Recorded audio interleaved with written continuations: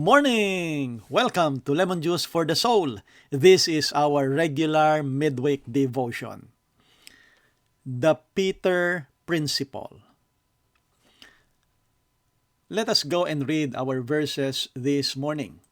Our verses this morning is written in the Old Testament in the book of 1 Samuel chapter 16, verses 6 to 7 and 10 to 13. Let's read it. When they arrived, so it was God who sent Samuel to go to Jesse and to appoint or anoint David, one of Jesse's sons, to be the next king of Israel. So the first king of Israel is Saul, and then David will succeed Saul as king of Israel. So this verse starts there. When they arrived, Samuel took one look at Eliab and thought, after seeing the firstborn of Jesse, surely this is the Lord's anointed.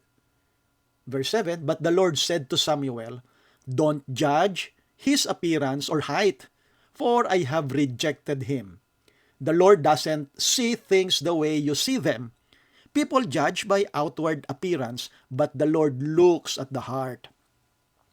And then verse 8 and 9, it talks about Samuel looking at the second, third, fourth, fifth sons of Jesse. Verse 10, in the same way, all 7 of Jesse's sons were presented to Samuel. But Samuel said to Jesse, the Lord has not chosen any of these. Then Samuel asked, are these all the sons you have? There is still the youngest, Jesse replied, but he's out in the fields watching the sheep and goats. Send for him at once, Samuel said. We will not sit down to eat until he arrives. Verse 12. So Jesse sent for him. He was dark and handsome, with beautiful eyes. And the Lord said, this is the one, anoint him.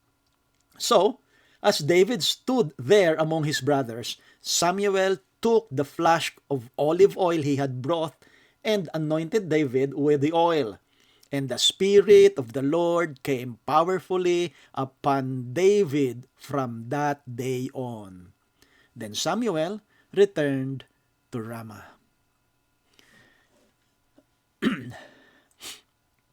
The Peter Principle. The Peter Principle is the idea that people will be promoted up to the point where they are no longer qualified, leaving a company full of incompetent employees. So like in the picture, there was a ladder. So the employee is being promoted from one ladder to another. So he is performing good and better because his function fits his skills, his competency, his knowledge. So, and then, because of that, he performs well, he will be promoted to the next rank and to the next rank.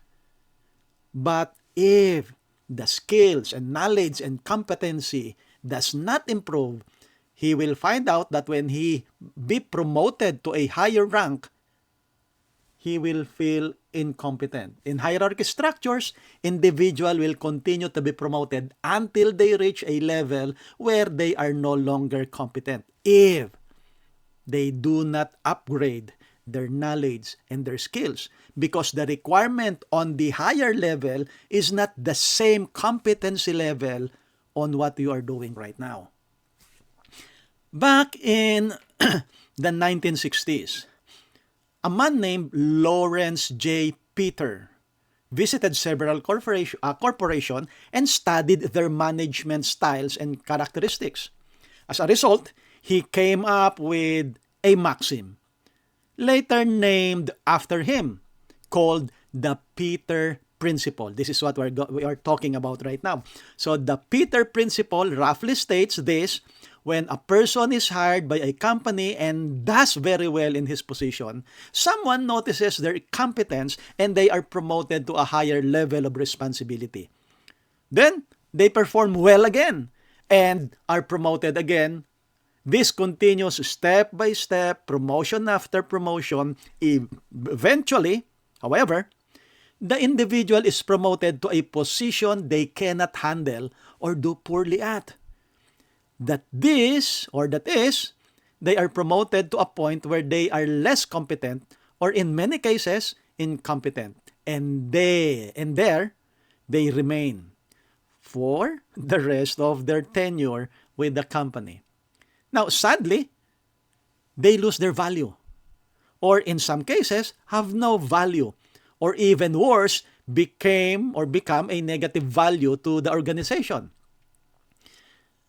Now, the world, too, evaluates people by a kind of Peter principle.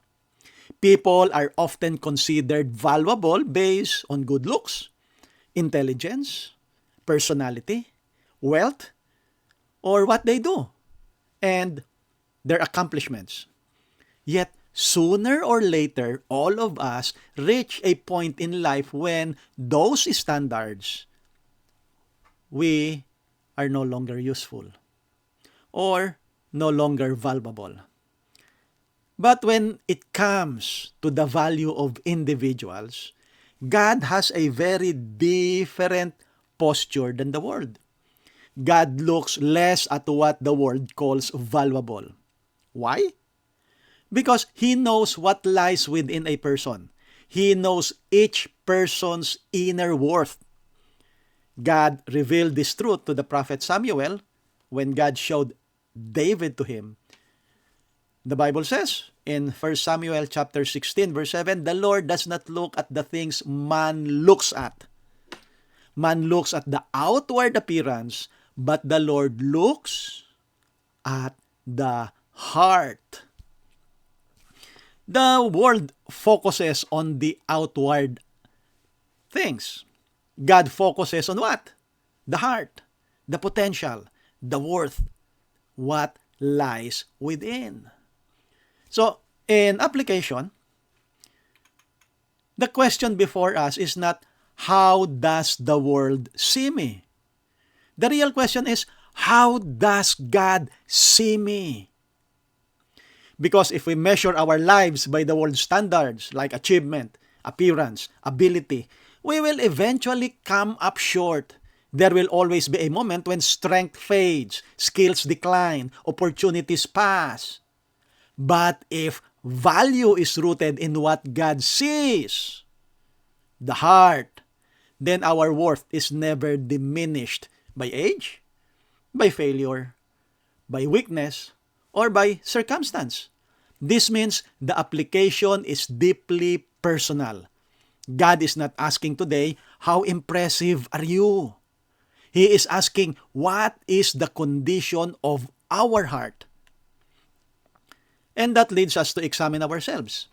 Not our resumes, not our reputations, not our results, but our devotion, our obedience, our humility, our faith.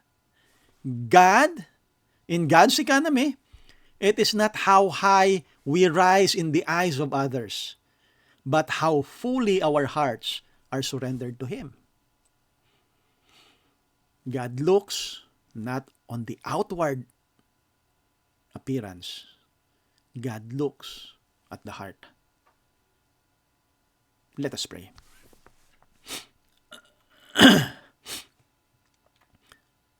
Heavenly Father, we confess that we often measure ourselves by the world's standards. We measure ourselves by success, ability, and appearance. But today we ask you to search our hearts, O God. Create in us hearts that are humble, hearts that are faithful, hearts that are fully surrendered to you. Help us to remember that our value is not what we achieve, but in who we are before you. May our lives honor you from the inside out. We offer ourselves to you anew. In Jesus' name we pray. Amen and amen. Good morning!